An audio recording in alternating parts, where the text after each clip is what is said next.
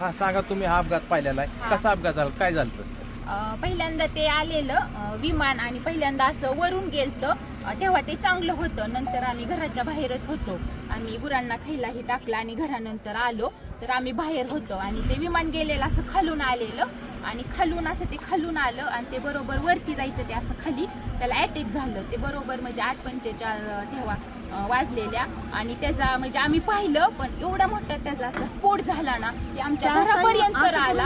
असं ते फिरलं आणि खालीच क्रॅक झालं, ते धावपट्टीवर गेलंच नाही, तसं असं जाग्यावर त्याचा स्फोट झाला. आम्ही एवढं घाबरलो, तरी पण म्हणजे ते आले वरून पोलीस ही, मग आम्ही गेलो. त्यानंतर 15 मिनिटं थांबले, मग आम्ही घरून तरी पण आम्ही पाणी आणलं, बादले पाणी घेऊन आलो, त्यांच्यापाशी पाणी दिलं, भिजवलं आणि ती बॉडी अशी साईडला पडलेली आणि त्यांचं मुंडकं ही पूर्ण म्हणजे साईडला होतं ना, अशी निम्मी बॉडी होती ती आम्ही पूर्णपणे पाहिलेली बॉडी. आणि नंतर ते म्हणले कापड वगैरे, मग आम्ही ब्लँकेट ही सगळं गुंडाळायला दिली आणि तसं झाल्यानंतर 15-20 मिनिटांनी मग ते गाडी आली आणि ते बॉडी अशी गुंडळून नेली.